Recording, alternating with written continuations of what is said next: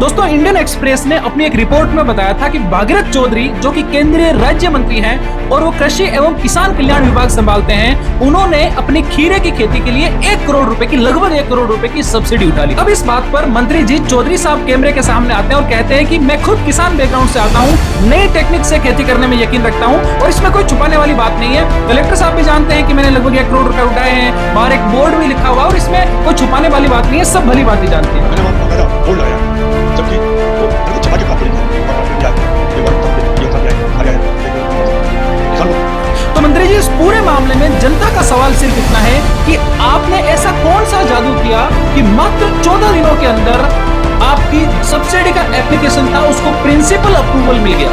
आपने 15 अप्रैल को सब्सिडी के लिए अप्लाई किया और जो एनएचबी है, नेशनल हॉर्टिकल्चर बोर्ड, उसने 29 अप्रैल को इन प्रिंसिपल अप्रूवल दे दिया। हमारा सवाल सिर्फ इतना है कि क्या इस देश के आम किसान को अपने मुआवजे के लिए, अपनी सब्सिडी के लिए इतने कम समय के अंदर अप्रूवल मिल जाती है?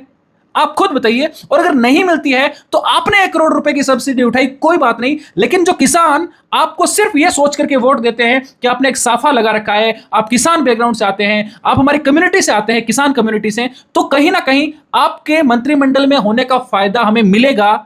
जो ये उम्मीद लगा करके बैठे हुए हैं किसान, उनके लिए भी तो कुछ ऐसा फायदा, कुछ ऐसा जादू कर दो कि मात्र 14 दिनों के अंदर उनकी सब्सिडी, उनके मुआवजे, उनके जो बकाया लोन पेमेंट्स होते हैं, वो सब के सब अप्रूवल हो जाए। कम से कम ये व्यवस्था तो बना ही सकते हैं। आप अगर 1 करोड़ रुपए उठा लिए, कोई बात नहीं, खीरे की खेती करनी थी, आम किसानों के लिए इतना तो कर दीजिए मंत्री जी।